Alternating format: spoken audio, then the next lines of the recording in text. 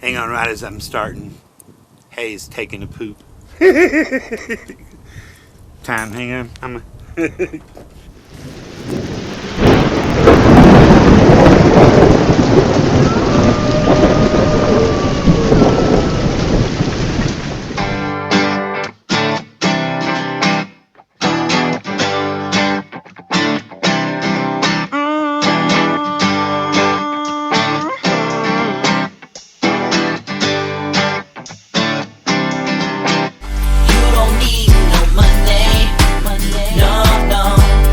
Troubles behind. If you're looking for something, you'll find it in due time. Just enjoy the ride. Enjoy the ride. Enjoy the ride. Enjoy the ride.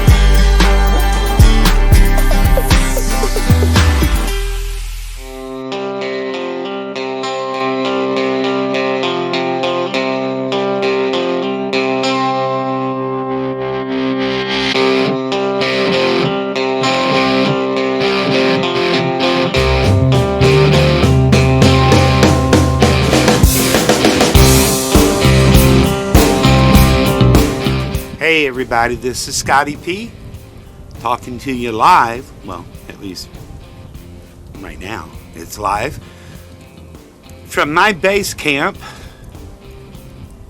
here in Moab, Utah. Absolutely beautiful. I was here back in the summer, but I realized that I was here at the wrong time of the year because it is the middle of the desert and it was a lot less populated when I was here then. And it's almost too cold this time. So I think the right time to be here is September. I mean, it's not brutal cold. It's 32 right now. It's supposed to get up close to 60 here in a couple of hours. But during the night, it does get a little cold. So I think maybe a couple of weeks before I got here this time is the ideal time to be here. Absolutely beautiful. If you saw the video I put up yesterday, that all took place because I went down this one road to see what was there along the Colorado River, and just after I got tired of being on the road and I said, all right, let me turn around. Right before I'm getting ready to turn around, I see this dirt road off to the right heading up into the mountains. No mailboxes, no parking lot, no signage, no nothing, just this dirt road. So I went up a little bit further and I turned around and I came back and I took that left turn, and luckily I had both the drone and the backup batteries and the GoPro and the backup battery, and hey, get over here. Was able to capture a lot of that. Absolutely just ridiculous. This whole place is beautiful. Now, some people sent me some messages asking, wait a minute, you can stay there free? And the answer is yes. There's this thing called Bureau of Land Management, a BLM that actually does what it says it's going to do. But in many of these places you can boondock or dry camp, as it's also called, and you can stay for free for up to 2 weeks. So I've been here right about 2 weeks. My understanding of the rule is I'm supposed to move to another spot, but I've never seen rangers here. I didn't see any rangers when I was in Glenwood Springs up on a mountaintop way away from everything. For a month I didn't see anybody.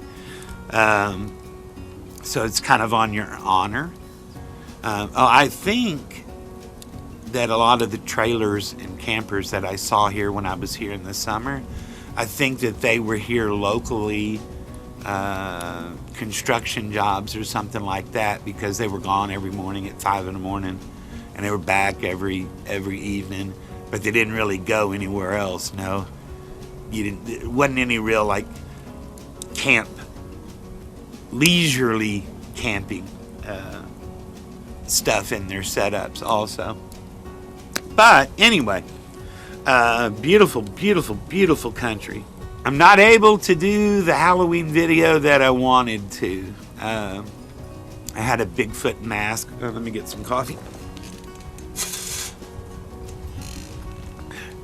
I had a Bigfoot mask, and I was going to do an interview with Bigfoot. And at first, my buddy Dave said, I'll do it. But of course, he's back in Texas right now. And then I was like, that's all right. I'll just do it in 2 sections and I'll change my voice when I'm Bigfoot. But I met this couple here the other night, really cool couple. Hey, Brad. Hey, Trina. Really sweet folks. And she had an idea about she would put on the mask and we could do the interview with Bigfoot, but because she's got like a smoking body, and can't do lingerie on YouTube. That's an instant ban. But she had the idea of a bikini. It wasn't even my idea. But the mask ain't coming, so I went ahead and canceled the order today. And it wasn't shipping problems. They don't have it in inventory. They still got it up for sale, but they don't have it in inventory to ship. So I went ahead and canceled the order. First and foremost, well, I guess second foremost. Ooh, that's hot. All right, and I get a lot of messages. I get a lot of questions. So let me give you just a brief update on the whole cancer thing. If you're new here, I had this get out of Dodge plan in place before I found out, but I decided to do a 100,000 mile checkup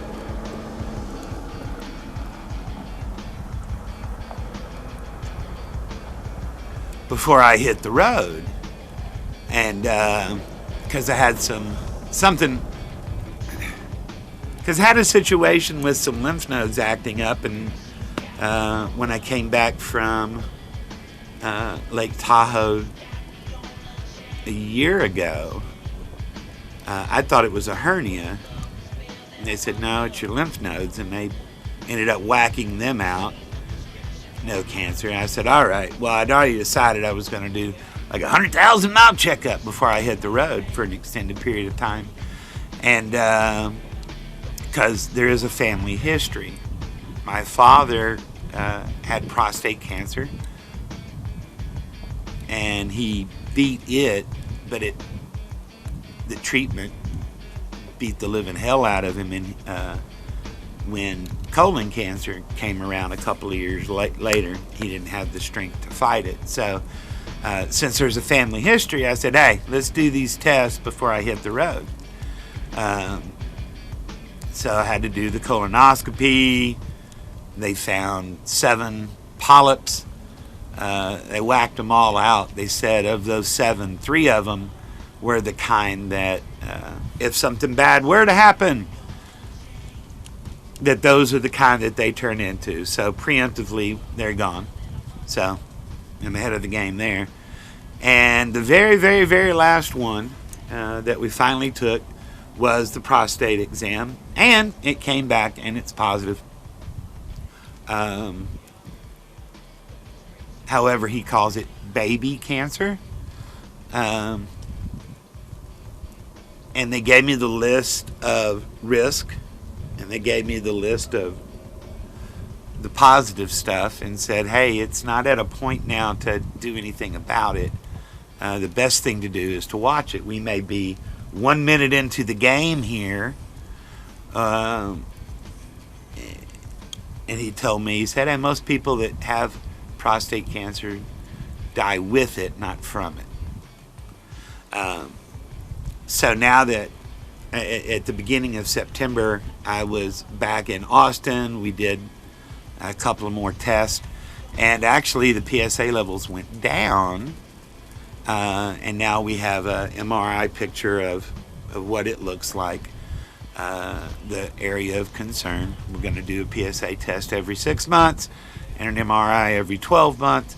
So for everybody that's been sending all the health related messages and everything, thank you so much. I love you very much. Appreciate it. Everything's good. Here's the situation. If I didn't know I had it, I wouldn't know I had it. There's no pain, there's no discomfort, there's nothing like that. And I'll go and do these tests whenever they say, knowing that one day they're going to go, hey, it's time to do something about it.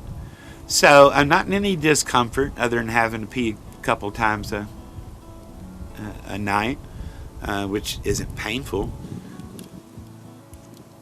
And one day when I go in for one of these tests, they're going to tell me it's time to do something about it. So I ain't worried about it. And I'm not being cavalier there. It's just I've got no control over it. Why worry about it? So anyway, decided to get back on with life. So I'm 7 months into this trip so far? It's absolutely ridiculous, guys. I'm showing you some videos that I put together since I hit the road. But I put copyright music behind it, so we'll see how this little experiment with the video turns out. The reason I haven't been putting out content is not because of the bear market. We saw that actually started coming down before I even left. We knew that was coming, right? And now, a word from our sponsor.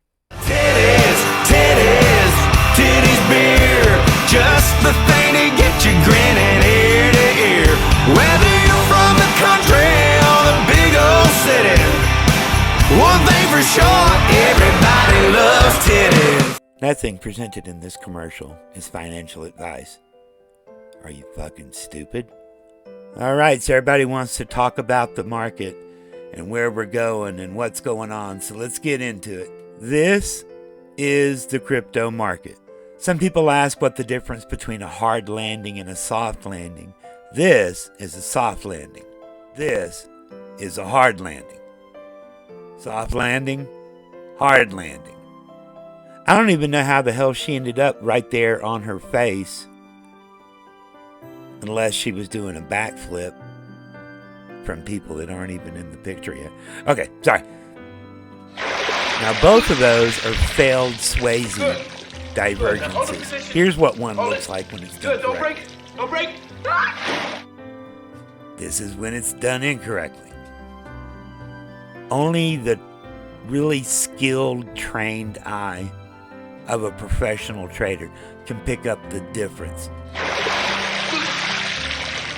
We'll give you that kind of knowledge. Now hold the position.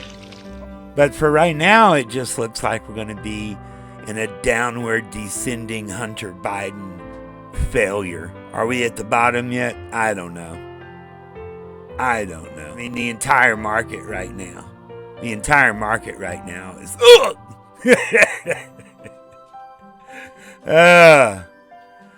right, now on the next episode, we will talk about Celsius, both the longer term outlook for Celsius and the shorter term outlook for Celsius. We'll take a look at the difference. I mean, for goodness sakes. Okay, now I'm not holding anything against her because she did a porn video in college to help pay the bills. And when people say, hey, just because she was a porn star doesn't mean that she can't blah, blah, blah. Okay, number one, I don't think she's a porn star. To my knowledge, she did one video. But 2 years later, she manages a book of 300 million in Bitcoin assets that have resulted in 2.2 billion in loans. Keep in mind, 2 years before this, gal was doing porn videos to pay for books. Head of institutional lending. It's just figuring out Wi-Fi and figuring out how to put a video together out here when you're in the sticks is a little tough. Apologies to the Chico Army and the Telegram chat for whatever reason, even when I have decent phone service, when I'm out in the sticks, Telegram just does not want to open. So even on Twitter, there's a lot of times where I can't read the story or even the comments. I can only read the headline. And I'm okay with that. I mean, the good thing about this bear market is I'm not trapped in front of the computer watching it, which makes it seem like it's 10 times longer than it really is anyway. Speaking from experience, hopefully some of you got out of positions before it was too late. I didn't sell at the top. I sold some at the top. But the most important thing is, what did you learn about... Let me throw another log on this fire.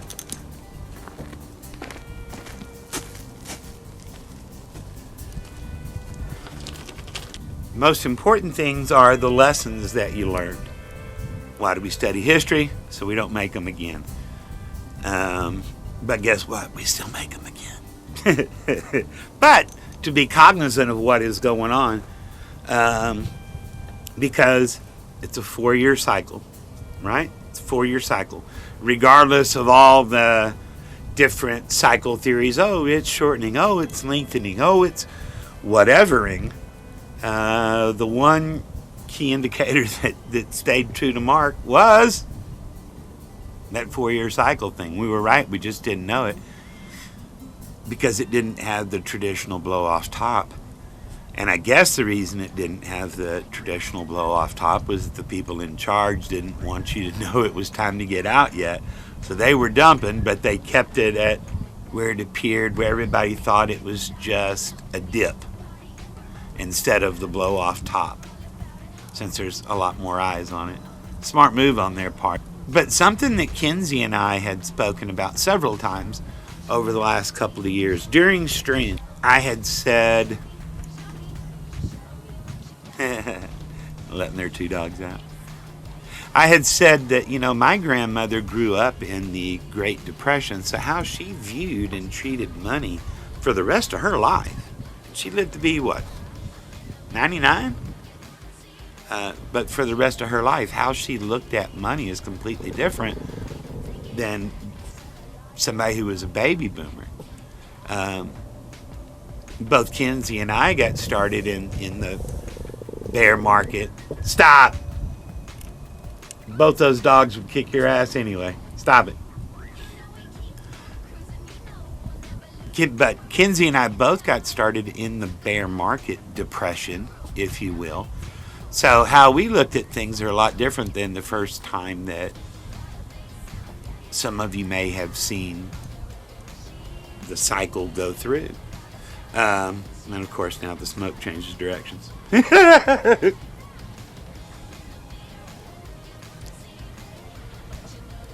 Damn wind. Oh well. This is going to be a thing now.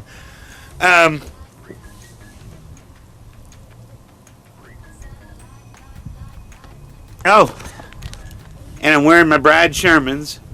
I'm wearing my pajama pants because fuck you, Brad Sherman. Alright, this is just really too much. Alright, is that better? We'll see.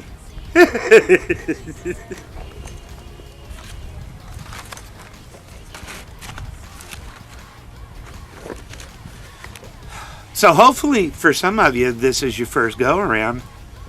The lesson that you learned was to take profits, and if you did, great. If you didn't, I'm sorry. Or if you did but not as much as you could, don't be afraid to take profits. But I know a lot of things, whether it be the cult mentality or whether it be the FOMO effect, well, whatever. But the one thing that I learned from 2018, because I got in right at the tail end of the bull run, was that I saw people that started off with this much, it got up to this much, and then they rode it all the way down. So I said, okay, I'm not going to let that happen to me. But this is not a, oh, look how smart I am type thing. Trust me, I lost, on paper, lost a lot of money during this fall also. However, I was fortunate that I was taking profits along the way. Did I sell too early on some things? Yeah. But I see people complaining about some picks, like, for instance, Alchemist Coin missed. Now, when Tyler gave that to us, it was at $20. It went all the way up to 220 something, I believe. But when he gave it to us, it was $20. Now I think it's under $5. But, and then plus there was huge passive income payouts along the way. But I saw somebody knocking Tyler's pick of it the other day, and I was like, brother, if you took it from 20 all the way to 220, and then now it's at 3, and you didn't take any profits along the way, that's on you. That's on you. For me, I got out the morning that the Uniswap news came out. So I got out then. I got completely out. But again, that was also when we were thinking, okay, and we were right, cycle's going to end at the end of the year. Let me cash out, take my profits, and then ride out the bear market, and then jump back into the projects that we know are good and like at a much lower price during the ensuing bear market. But it's almost cult-like. Same thing with Olympus. Or any high APY generating project, if those ever come around again.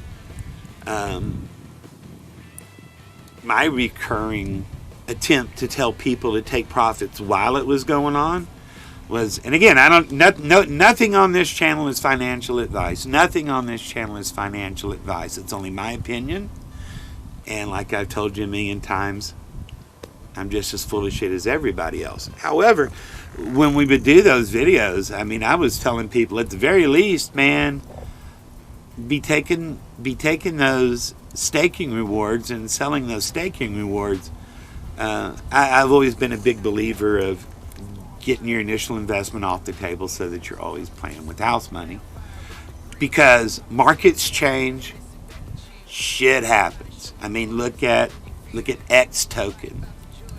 A couple of different exploits along the way. Sometimes really good projects go underwater, and it doesn't have anything to do with what's going on in the market. So with those projects that are paying high staking rewards, get your profits out by selling those staking rewards along the way. Again, if we ever see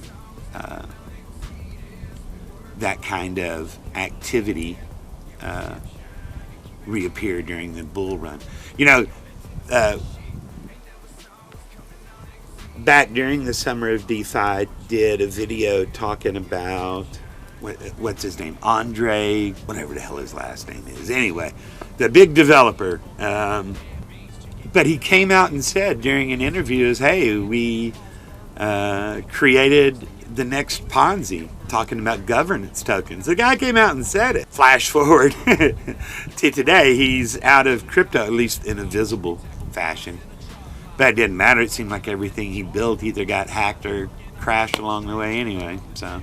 But anyway, the lesson that came out of that was, hey, what we're seeing in DeFi right now is not what DeFi is going to be in a couple of years. So hopefully you got some profits. Just try not to have a cult-like attitude, because even during the last bull run, we saw a lot of projects that never got over their 2018 all-time high. It doesn't mean just because a coin went up or a token went up and now it's down, it doesn't mean, okay, well, what was the all-time high? We're going back to there. Maybe. Maybe not. So, if you're in some projects and you got relatively decent sized position in them, I mean, you either sell them at a loss, you hold them, or, you know, if it is a project that provides incremental income, passive income, go ahead and park them there and just let it ride, unless you're going to sell it at a loss. Might as well have more of them, right?